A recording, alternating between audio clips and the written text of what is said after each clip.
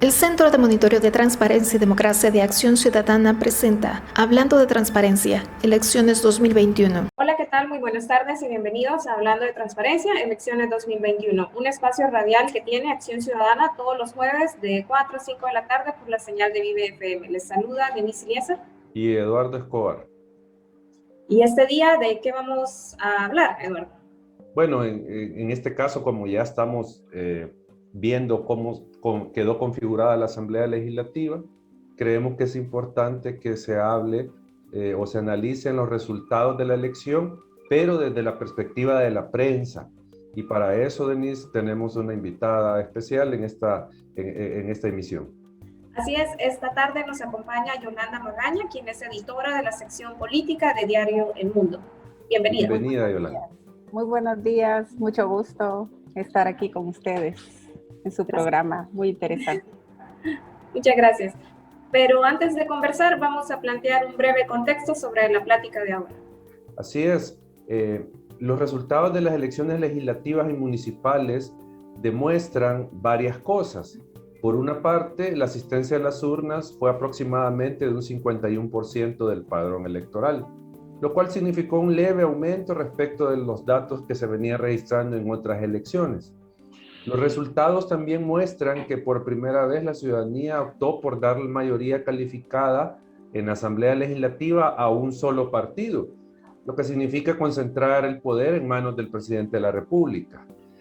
Otra cosa que nos muestra es el margen de victoria de Nuevas Ideas implica una debacle para los otrora partidos mayoritarios, obligándoles a tomar medidas relacionadas a su gestión interna para convertirse en opciones electorales de cara a los comicios de 2024. Y finalmente, el trabajo del Tribunal Supremo Electoral se considera que fue aceptable en el desarrollo del día de la elección, y en este caso hablamos del tema de la tecnología en mesa, se lograron divulgar los resultados, pese a algunos problemas que ocurrieron el día de la elección y lo que se dio en el escrutinio. Sobre eso vamos a conversar con Yolanda, y así que, Denise, la primera pregunta para Yolanda. Sí, quizás para comenzar quisiéramos saber qué opinión le merece el nivel de asistencia del electorado a las urnas. ¿Se esperaba este nivel de asistencia pese a la pandemia y también pese a los constantes señalamientos de fraude? ¿Qué opinión tiene sobre este tema? Sí, yo creo que la pandemia, bueno, todos estaban temerosos, los políticos, de que hubiera una disminución de la asistencia electoral. Y sí, todos nos comentaban eso, de que había que convocar a la gente, que los medios de comunicación tenían que ayudar a convocar a la gente para que asistieran, porque había mucho temor de que no llegara la población por miedo, sobre todo población mayor. Pero lo que vimos en los centros de votación, yo creo que tomando en cuenta esto como base, fue lo contrario, fue mucha gente de adulta mayor en las urnas y mucha gente queriendo participar. Creo que, digamos, que se haya mantenido más o menos el nivel de votación es un punto positivo, creo yo, porque pese a la pandemia se logró que mucha gente votara, ¿verdad?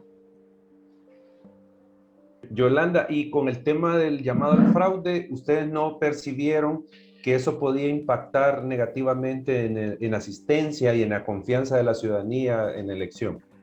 Dice que este llamado al fraude ya lo vimos en las elecciones de 2019. Yo lo tomo prácticamente como una estrategia de campaña, yo así lo interpreto, pues es una estrategia de campaña de un partido político que actualmente le interesa controlar el Tribunal Supremo Electoral, como cualquier partido político lo quisiera, de cara a las elecciones del 2024. Incluso ustedes ven que la estrategia del llamado al fraude todavía persiste, pese a que ellos legitiman los resultados que hay, pues porque la gran mayoría, pues una mayoría histórica, digamos, la tiene Nuevas Ideas, ¿verdad? Entonces, pero están insistiendo en que hay fraude. Incluso ayer escuché a alguien diciendo, hay que interpelar a los magistrados, entonces eso me llama mucho la atención y creo que es por el control, en el fondo, creo que es por el control del Tribunal Supremo Electoral de cara a las elecciones de 2024. Este gobierno se caracteriza por guiarse por campañas mediáticas, ¿verdad? No hace nada sin que la población no legitime lo que va a hacer y mientras lo que va a hacer no está apoyado por un grupo suficiente de personas. Además hace mediciones de opinión pública. Entonces yo creo que esto es parte de eso. Y eso no quiere decir que el tribunal es perfecto. Si nosotros hemos criticado súper al Tribunal Supremo Electoral en diferentes momentos, ¿verdad?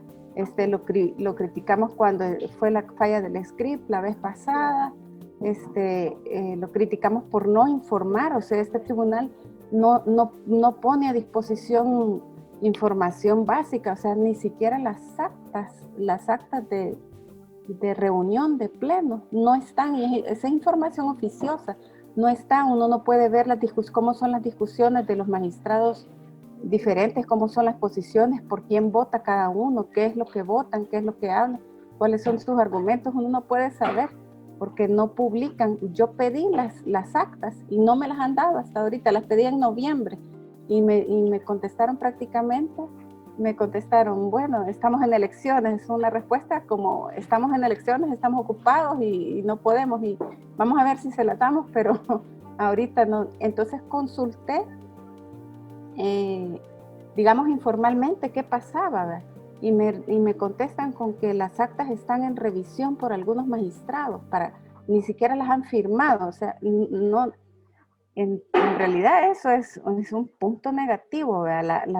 La poca transparencia del tribunal y el poco liderazgo, ahí no se ve ningún liderazgo y fácil es una institución desprestigiable. ¿Por qué? Porque no tiene liderazgo para defenderse. Cualquiera le dice fraude y bueno, el sistema de transmisión para mí funcionó, pues, porque tenemos resultados, pero hace falta más voz institucional en el tribunal, menos voz política, ¿verdad? Y más una voz bien institucional y unificada sobre todo, y defendiendo la institucionalidad y también fortaleciendo las debilidades, creo yo. Y precisamente, Yolanda, sobre el Tribunal Supremo Electoral, ¿cómo evalúa usted el papel que tuvo la autoridad electoral en la organización de la elección? Ya usted nos adelantaba algo. ¿Considera que fue transparente el proceso? Y sobre el uso de tecnología, ¿cree que fue acertado la utilización de esta en mesa? O sea, ¿qué vieron ustedes como prensa con todo el proceso de organización, uso de tecnología, capacitación, etcétera, etcétera? Uh-huh. Fíjese que nosotros tuvimos experiencia, nos explicaron desde antes el proceso de transmisión. Nos lo explicó alguien de capacitación. Nos dieron una capacitación al grupo de periodistas que estábamos interesados. Y yo que estaba interesada en sacar un poco, en explicarle un poco a la gente desde el diario cómo iba a ser la transmisión y el procesamiento de datos. Concretamente de lo que teníamos dudas era de si el procesamiento de datos iba a ser automático o de alguna manera manual, porque siempre se ha transmitido actas por escáner, pero no sabíamos si ese escáner iba a ser el mismo escáner y si ese escáner iba a ser la captura de datos automática para consolidar, para que nadie manualmente esté haciendo la suma, sino que para que un programa o un software hiciera la suma automática, ¿verdad? Esa era nuestra duda. Entonces, esa forma de transmisión no fue comunicada por el tribunal de manera institucional, no en una conferencia de prensa, sino que más se centraron en explicar el conteo de cada junta receptora de votos. Entonces ya cuando uno preguntaba, mire, pero ¿qué pasa después del conteo, después de que se haya producido el acta de escrutinio, ¿verdad? Nadie nos explicaba, mire, estos datos iban a ser capturados de alguna forma en un software, consolidados, encriptados, transmitidos. Digamos, esa parte no la explicaban mucho. Y también los magistrados también no lo manejaban muy técnicamente, digamos. Entonces, yo creo que sí hubo un poquito de falta de transparencia en esta parte. En la parte de la tecnología en mesa sí fue súper explicado, ampliamente explicado, y ofrecieron capacitaciones, por lo menos a los medios de comunicación, ¿verdad? Sí nos ofrecieron capacitación y nosotros sí logramos explicar un poquito de qué se trató el cambio de tecnología. Luego, cuando sucedieron las críticas del secretario de Innovación, de que el sistema era vulnerado, yo creo que ahí sí también hubo un déficit porque muy pocos magistrados se metieron a hablar de esa tecnología, de las vulneraciones a esa tecnología. Prácticamente solo el magistrado Olivo creo que fue el que dijo que había sido atacado. Entonces esa información tan delicada como que un software haya tenido intentos de ataques, creo que es algo que tienen que manejar todos los magistrados, no solo uno, ¿verdad? Entonces, y creo que todavía nos deben información sobre eso, quién atacó, quién intentó vulnerar el sistema, ¿verdad? Y el resultado del Centro de Criptología Española, ¿verdad? Que estuvieron trabajando con ellos. Me imagino que ellos tendrán algún resultado de esa investigación. Ok, pero entonces podríamos decir que en general, digamos, el tribunal cumplió al menos con lo mínimo de tener organizada la elección. Sí, yo creo que sí. Yo creo que sí cumplió y digamos yo, no sé, no me atrevería a darle una calificación porque no soy especialista, pero yo creo que sí funcionó la transmisión. Tenemos datos. Tuvimos datos preliminares, pudimos titular en el periódico, pudimos ver todos la tendencia, incluso de alcaldías pudimos ver la tendencia y creo que eso generó certeza, ¿verdad? De acuerdo, vamos a ir a una pausa musical, pero ya regresamos. Gracias por continuar con nosotros. Estamos en Hablando de Transparencia, Elecciones 2021, un espacio radial de acción ciudadana que tiene todos los jueves de 4 a 5 de la tarde por la señal de Vive FM. Y esta tarde, ¿con quién conversamos? Bueno, estamos hablando con Yolanda Magaña. Ella es editora de la sección política de Diario El Mundo y hacemos un análisis del evento electoral, los resultados del evento electoral. Así es. Yolanda, posterior al evento electoral, sabemos que la Asociación de Periodistas de El Salvador, APES, denunció algunos obstáculos a la prensa el día de la elección. En términos generales, ¿considera que la prensa tuvo dificultades para dar cobertura al evento electoral? Yo creo que sí tuvo dificultades aisladamente, que no creo que haya sido, digamos, una estrategia obstaculizar a la prensa. Creo que, digamos, en el tema del acceso a las preguntas, por ejemplo, al Pleno del Tribunal Supremo Electoral, creo que eso sí tiene que ser más abierto, porque sí tuvimos limitaciones, por ejemplo, de hacer preguntas, quedaban dudas todavía, pues, y la conferencia de prensa se termina con dudas, con preguntas sin responder, y el periodista tiene que correr a seguir al magistrado y luego el magistrado no contesta, ¿verdad? Eso es bastante recurrente y pasó en el momento de elección, ¿verdad? Luego en los centros de votación en general, creo que sí tuvimos acceso a los centros de votación, incluso en el momento del conteo. Creo que ahí no siempre es que se tiene acceso en el momento de conteo por JRB, pero sí creo que hubo acceso. Y en las otras etapas del proceso, Yolanda, o sea, antes de la elección, ¿hubo apertura o siempre se vio este comportamiento de los magistrados? o no, o cómo fue el rol o la conducta de los partidos, por ejemplo, con la prensa, o sea, eso antes del proceso electoral. Ajá. Fíjese que en el tribunal como el tribunal está dividido, el problema, bueno, hay acceso sobre todo de 2 magistrados que son, bueno, los que ustedes ven más en los medios de comunicación, que es Noel Orellana y Guillermo Huelma. Ellos son los magistrados de los 5, los más accesibles, ¿verdad? Luego la presidenta es un poquito menos accesible y es más de mensaje unilateral, solo aparece en conferencias de prensa, digamos, le falta más acceso. Y los otros 2, bueno, Julio Olivos creo que solo va a unos medios de comunicación y aparece en conferencias de prensa, y el otro, bueno, el otro magistrado es prácticamente ausente, no aparece, no le gusta hablar. No, y bueno, los suplentes no se ven prácticamente, y tampoco creo que les guste hablar, ¿verdad? Ni aparecer en los medios. No entiendo por qué. Pero sí creo que al tribunal le falta un rol más público, más transparente y más unificado. Hay bastante división, creo yo, y a veces antes de la elección hubo toma de decisiones y no necesariamente se conocen en el momento las tomas de decisiones, ¿verdad?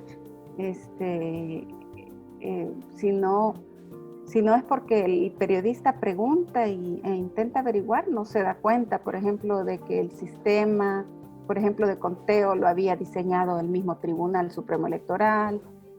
Todas esas decisiones, ese conjunto de decisiones, es necesario quizás que el tribunal las informe.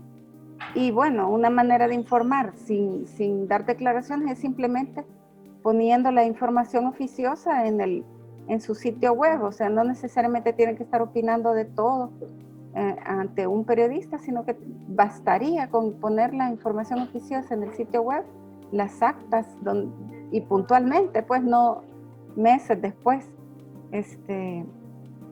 Sí hubo un esfuerzo de publicar alguna información didáctica sobre las elecciones. Un esfuerzo muy bueno. Ellos publicaron todas las papeletas de votación, por ejemplo. En la guía de elecciones, era como un índice de todo el material electoral. Publicaron todas las resoluciones de inscripción de candidatos a diputados, por ejemplo. Todas las resoluciones, eso fue súper bueno. Claro, faltaron, digamos, ahí una debilidad, es que como las candidaturas a alcaldes y regidores, ¿verdad?, solo es coordinada por las juntas electorales departamentales, estas no fueron publicadas, ¿verdad? Entonces ahí hay como un vacío, porque tendría que haber, como son 14 juntas electorales departamentales, entonces nos quedaron debiendo la información de todas esas juntas. Por eso, digamos, fue difícil conocer las listas de perdedores de cada candidato a alcalde, ¿verdad? Su lista B. ¿Cuál es la lista B de cada alcaldía? Eso no tuvimos acceso, porque teníamos que ir a cada una de las juntas electorales departamentales para tener acceso a la lista B de cada. Entonces, sí creo que hubo déficit de información, falta de respuestas, pero creo que por otro lado hicieron esfuerzos para dar a conocer, digamos, lo más didáctico de la elección. Yolanda, ¿y los partidos cómo se comportaron previo a la elección y ya el día de la elección? Con la prensa, ¿cómo se comportaron? Bueno, con los partidos nosotros, lo que podemos contar es que nosotros hicimos entrevistas a diferentes candidatos a diputados. Sobre todo candidatos a diputados, no tanto candidatos a alcaldes. Candidatos a alcaldes solo pedimos de San Salvador, pedimos entrevistas, el candidato de Nuevas Ideas nunca nos dio entrevista. Y candidatos a diputados, logramos entrevistar a un candidato al menos de cada partido, de cada uno de los 9 partidos políticos que participaron con candidaturas propietarias, menos Democracia Salvadoreña, que no lo buscamos porque solo llevaba como dos candidaturas suplentes en sus coaliciones y ahí terminó. Entonces, los 9 partidos restantes sí logramos entrevistar a al menos uno de Nuevas Ideas, que es el que menos logramos entrevistar, sí entrevistamos a la candidata Ivonne Hernández, que ella entra, según los cálculos preliminares, entra como candidata a diputada, ¿verdad? Sí conozco que se pidió entrevista con el candidato Ernesto Castro, pero no tuvimos respuesta. Nuevas Ideas fue quizás el partido político más cerrado en candidaturas. Luego los demás partidos incluso nos llamaban para ofrecerse para que los entrevistáramos, ¿verdad? Entonces nosotros hicimos una guía de preguntas, básicamente las mismas para todos, sobre cómo iban a resolver el problema financiero del Estado, quién iba a pagar los platos rotos, ¿verdad? Quién va a pagar más impuestos, quién tenía, porque eso lo tienen que enfrentar de alguna forma. Ahorita lo estamos viendo con el acuerdo con el Fondo Monetario Internacional. Alguien va a pagar los platos rotos en este país. Entonces esa pregunta era básica para los partidos. Preguntamos también de reforma de pensiones, y de la reelección presidencial, que fueron quizás como los 3 temas que más agarramos como para comparar las propuestas de cada partido político. Luego creo que los demás partidos políticos sí fueron bastante abiertos, ¿verdad? Y con las entrevistas. Ok, Yolanda, ya digamos hablamos de lo previo y lo del día de la elección, pero ahora hablemos de los resultados. ¿Qué cree usted que reflejan los resultados obtenidos?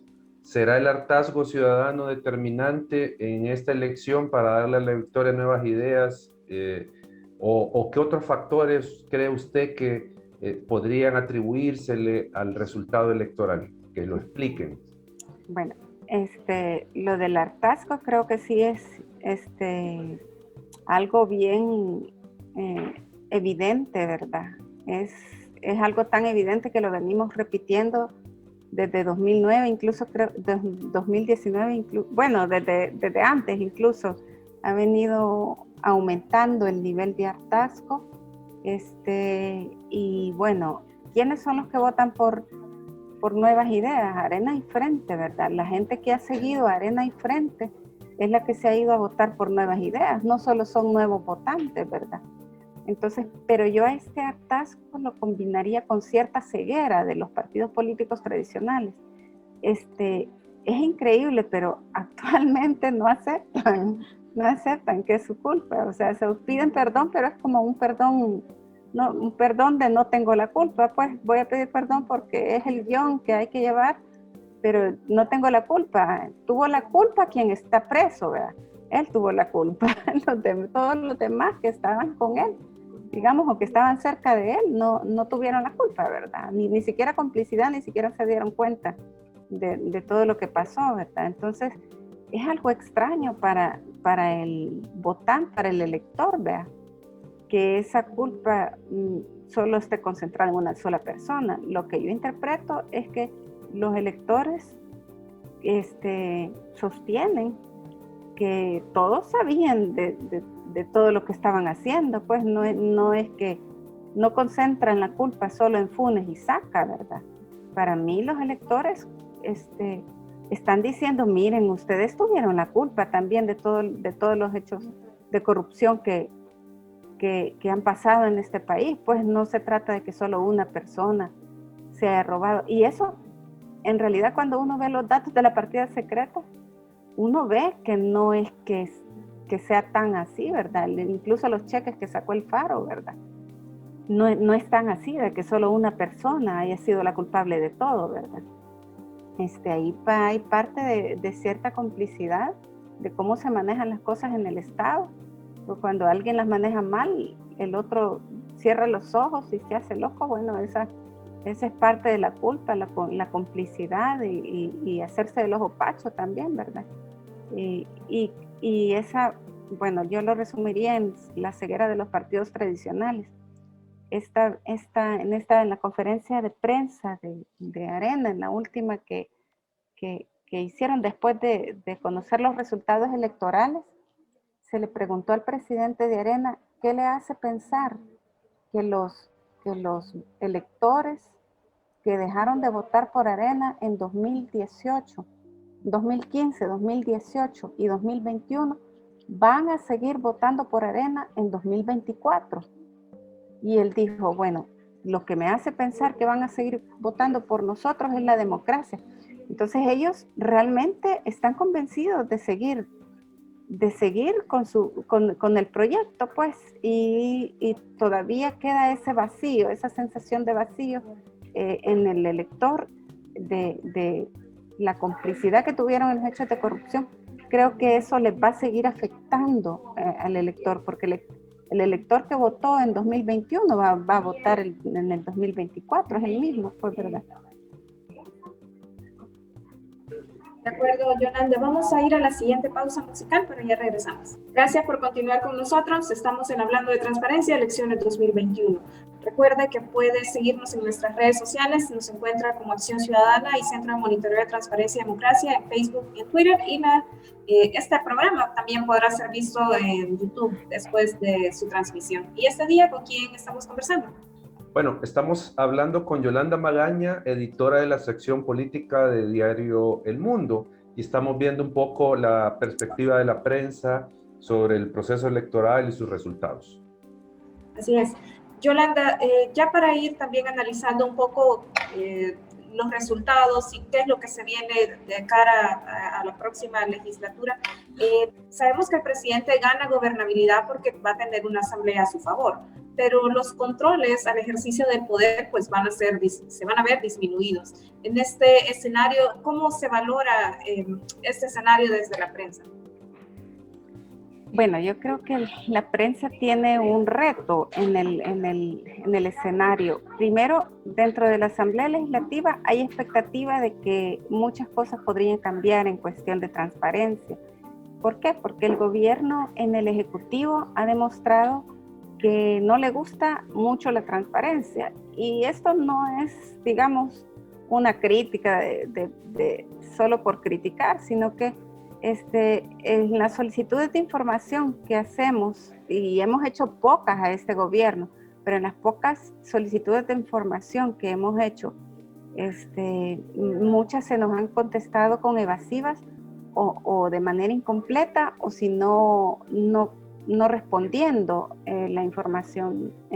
Y muchas veces era información que otros gobiernos anteriores, por ejemplo en el gobierno del Frente, sí nos daban información sobre ciertas cosas. Entonces, por ejemplo, la unidad de acceso de información de Hacienda, que es una de las unidades que más nos daba información, sí se vio limitada en darnos un par de información financiera sobre el Estado. Y creo que eso es un retroceso en el Ejecutivo. Entonces, la Asamblea Legislativa es hoy por el momento una de las instituciones más transparentes del país, porque uno puede llegar y uno tiene acceso a todo documento posible que se vea ahí. Y prácticamente solo la Junta Directiva es la institución más cerrada de la institución. A mí me sorprendería bastante una gestión que llegue y abra, por ejemplo, todos los acuerdos de junta directiva y que los publique uno por uno, ¿verdad? Eso sí sería un avance. Que no eliminaran toda la información oficiosa que ahorita está y toda la información que cuelgan las transmisiones de las comisiones, ni las piezas de correspondencia, ni los dictámenes, que no atrasaran ese tipo de información, ¿verdad? Yo creo que sí pudieran avanzar, porque hay mucha más información en la Asamblea que no es pública todavía y que bien pudieran irla publicando de oficio. Creo que ese es un reto para la nueva gestión en la Asamblea Legislativa, y creo que ahí pudiera, quizás tienen la opción de mejorar, pues, pero hay una expectativa desde la prensa que, bueno, ojalá no se cierren. El otro temor de los periodistas es, bueno, ¿quién va a dar las declaraciones de nuevas ideas? Si parece que, bueno, ustedes ven en el hotel donde se está llevando el escrutinio final, ¿quién lleva la voz de nuevas ideas? No la lleva prácticamente el exsecretario presidencial, Ernesto Castro, pero los demás candidatos prácticamente están ausentes, ¿verdad? Nosotros solo hemos podido hablar con un candidato a diputado suplente del Parlacen, ¿verdad? Que accedió a hablar, pero por el momento no han hablado, ¿verdad? No puede ser que sí posteriormente sí sean accesibles, ¿verdad? Pero hay expectativa de eso. Todavía hay expectativa, no se puede asegurar que van a ser cerrados tampoco. Y bueno, eso básicamente, y bueno, con los controles, también lo de la gobernabilidad, ¿verdad? Y bueno, hay expectativas sobre todo del papel de la oposición, ¿verdad? ¿Qué papel va a tener la oposición en la Asamblea Legislativa? Y una gran expectativa de que qué van a hacer con ese poder que tienen, ¿verdad? ¿Qué van a hacer? Ahorita ya que se está hablando de reformas de pensiones, ¿verdad? Eso lo pueden hacer con mayoría simple, con 43 votos, la que nosotros conocemos como mayoría simple, una reforma de pensión. Pero, ¿qué van a hacer con los 56 votos, verdad? Deuda, más deuda, no sé, hay bastante expectativas sobre qué van a hacer, y creo que como ellos tienen ya la llave de la mayoría calificada, la posibilidad de que le cuenten las costillas, digamos, a cada aprobación es mucho menor, ¿verdad? Ellos pudieran hacer una rendición de cuentas voluntaria, ¿verdad? Pero ahorita que la oposición es prácticamente, es minoría, pues, pero va a estar ahí, o sea, no significa que no van a estar controlando, porque por muy minoría que sea, puede estar en junta directiva, puede estar en cada comisión, revelando. Entonces el papel de la oposición política va a ser bastante clave, no solo de la prensa, sino que una oposición efectiva, que dé información, que trabaje, que asista, porque ese es un problema. Hay una oposición que no asiste, que no llega.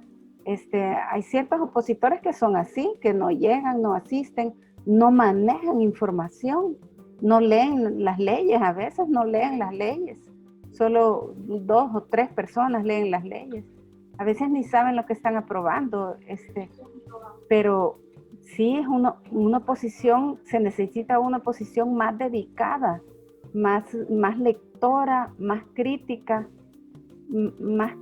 real, pues no crítica repetir lo que mi compañero diputado dice, no, sino que más crítica de haber leído un documento, de haber leído todo el expediente que tienen en la Comisión de Hacienda de un tema, más estudiosa, una oposición más estudiosa, más dedicada, pues eso significa más horas de trabajo en la Asamblea Legislativa, pero una oposición que informe más, porque el equilibrio, va a haber yo creo, pues, que va a haber demanda de información, bastante demanda de información, y esa demanda de información la tiene que llenar alguien que esté en la Asamblea Legislativa, ¿verdad? Alguien que vea, ¿verdad?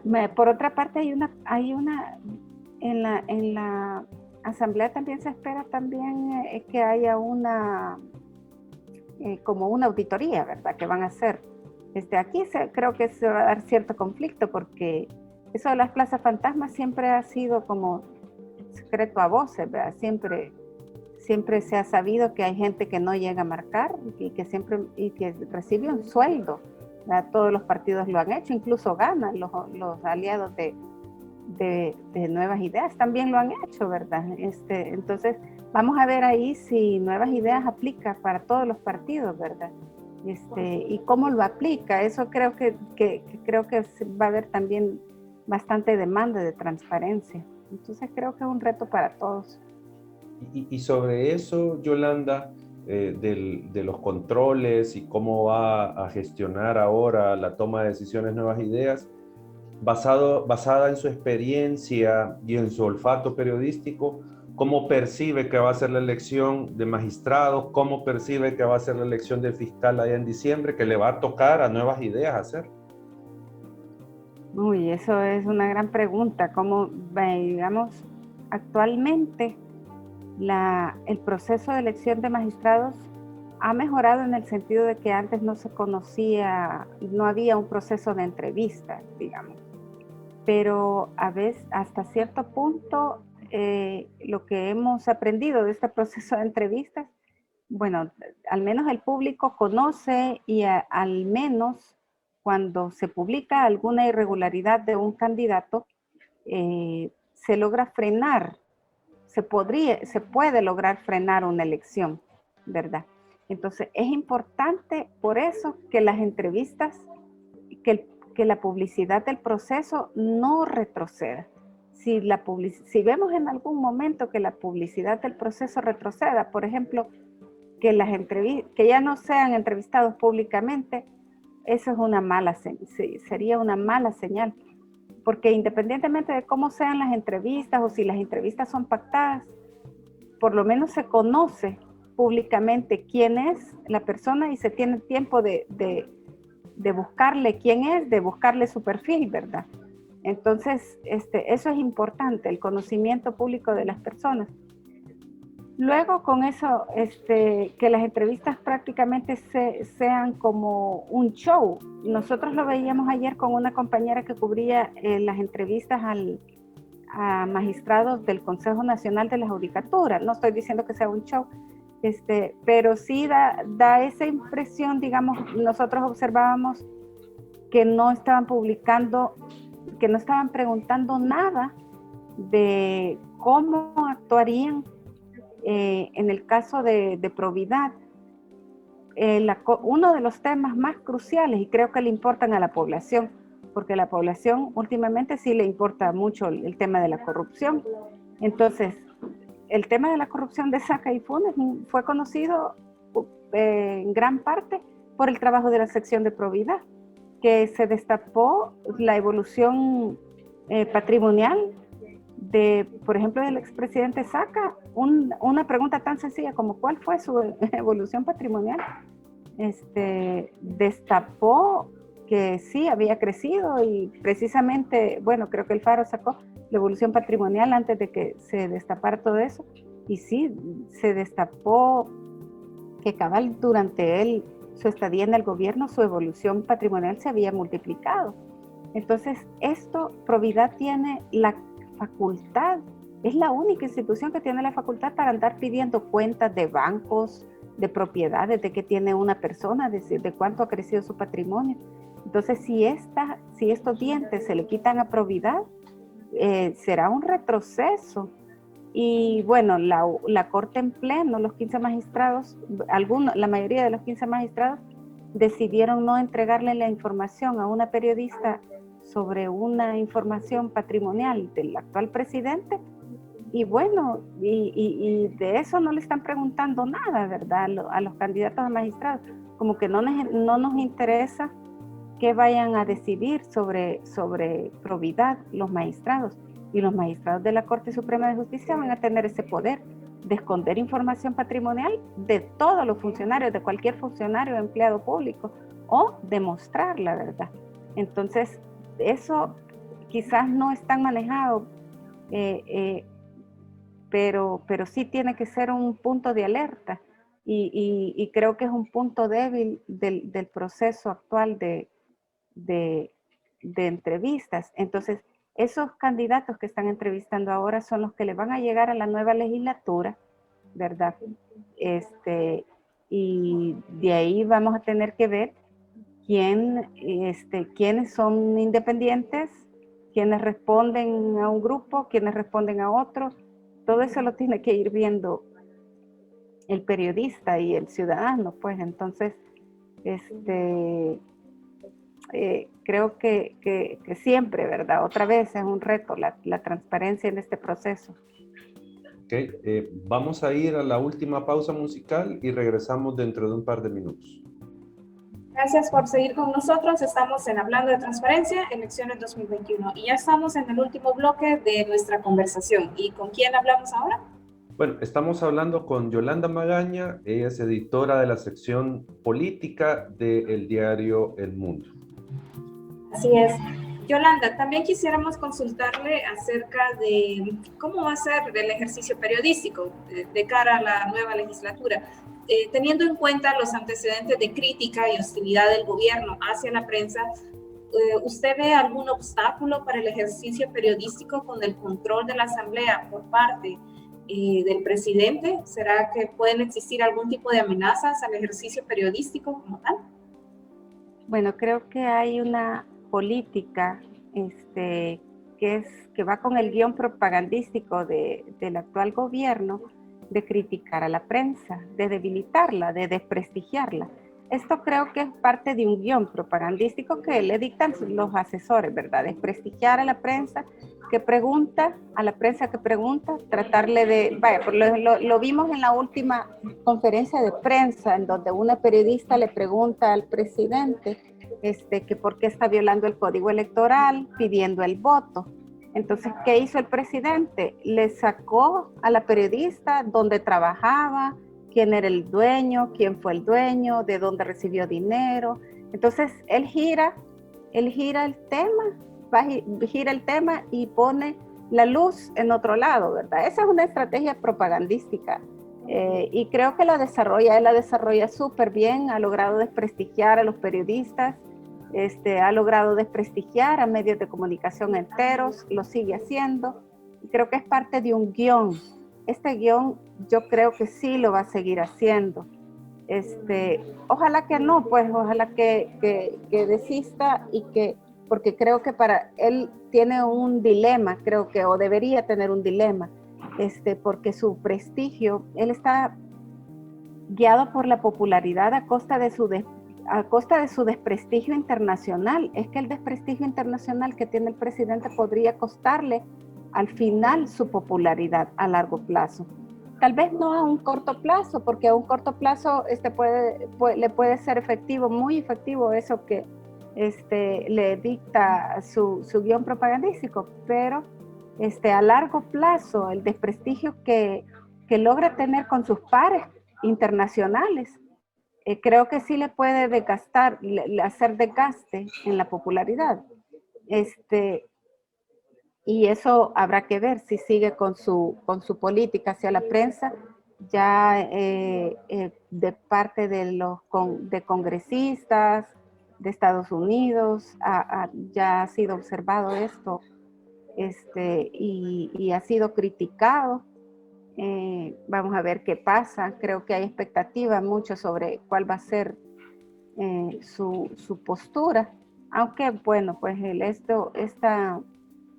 esta respuesta que dio a la periodista fue, digamos, para mí fue una mala señal, pues en la crítica, esta estrategia de desprestigiar a cualquier persona que le pregunte o que le critique un poco, creo que sí es parte de un guión propagandístico, y creo que está mal. Y el otro obstáculo que se puede ver es el acceso a la información pública, ¿verdad? Que creo que hay mucha expectativa de que pueda retroceder en el tema, como hablábamos anteriormente. Sí. Yolanda, y en el tema de la integridad personal de la prensa, ¿no ven ahí algún riesgo con todo este discurso antiprensa, etcétera, etcétera? ¿Cómo no? Yo creo, bueno, en general los ataques y las críticas, bueno, en redes sociales, creo que el liderazgo del presidente es muy importante, que se genere una crítica inteligente, pues una crítica que no instigue el daño a una persona. Y esto incluso con sus opositores, creo que él tiene que mantener el respeto, y eso no significa estar de acuerdo con sus opositores ni con los periodistas, pues creo que él inequívocamente tiene que mostrar respeto. ¿Y por qué inequívocamente? Bueno, lo vimos el 31 de enero, lo que pasó. No importa que hayan sido militantes del frente, es que no importa cómo piense alguien o la bandera que tenga. No puede ser agredido en ningún país alguien por pensar, por llevar una bandera, por tener un libro de solapa roja, amarilla, anaranjada, lo que sea. Eso lo vimos durante la guerra. Yo recuerdo que cuando estaba en el colegio, a mí me decían, bueno, ese libro es peligroso, ¿verdad? Me lo habían dado en el colegio y yo no tenía la culpa, o sea, tenía que leer un libro de izquierda, ¿verdad? Supuestamente, y era peligroso tener ese libro, ¿verdad? Esas cosas creo que ya no se tienen que ver. Somos seres humanos, o sea, nos tenemos que aceptar unos a otros, pensamos diferente. Creo que ahí se desvía toda la crítica que se hace, ¿verdad? Aquí lo que se tiene que hacer es que procesar con justicia a la gente que ha cometido corrupción,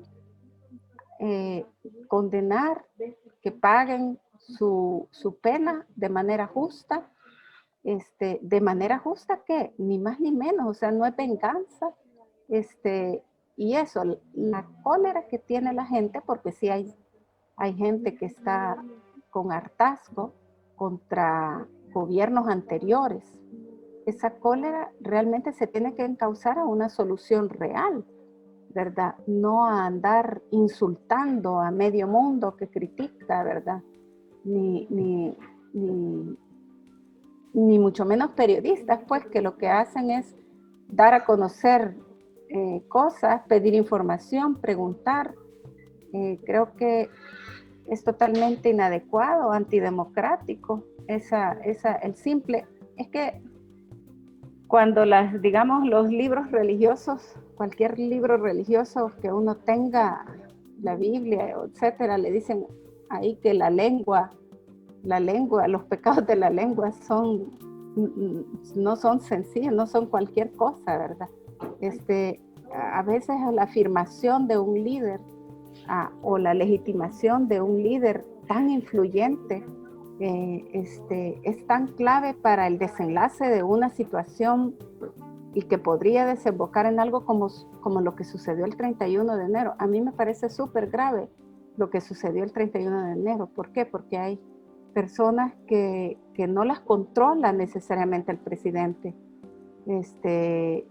¿verdad? Que no las controla, que no hay que decirles hagan esto, sino que basta con que les den un empujoncito o un mensaje inequívoco para que hagan algo, pues, y creo que eso es un tema bastante incierto en eso, porque no hay una muestra de los funcionarios ni del gobierno inequívoca que no se tiene que agredir ni de ninguna forma a periodistas en general, independientes, no independientes, de donde sea. Si, el periodismo es plural y casi que siempre depende de algo, privado o público, siempre depende de algo, pero en general ningún periodista, ningún partido político, ningún opositor, ninguna persona tiene que ser agredida por su crítica, ¿verdad? Creo que el hartazgo que tiene la gente tiene que ser bien reencauzado y bien inequívoco, bien definido. No tiene que ser a la crítica. Ok, bueno, con este comentario de Yolanda vamos a dar por concluida y por finalizada la entrevista. Si no antes agradecerle, Yolanda, por su tiempo, por sus valoraciones, que son muy importantes, porque son las valoraciones de pues la prensa, ¿verdad? Porque yo creo que este es mucho del sentir de la prensa, pero igual agradecemos su tiempo. Con mucho gusto, mucho gusto a todos, Eduardo. Gracias, Denise. Gracias, Yolanda, por acompañarnos y nos volvemos a escuchar. Recuerda, el próximo jueves de 4 a 5 de la tarde con otro tema más. Hasta pronto. Ok, muchas gracias. El Centro de Monitoreo de Transparencia y Democracia de Acción Ciudadana agradece su sintonía al programa Hablando de Transparencia, Elecciones 2021, un espacio que contribuye a realizar valoraciones del proceso democrático de El Salvador.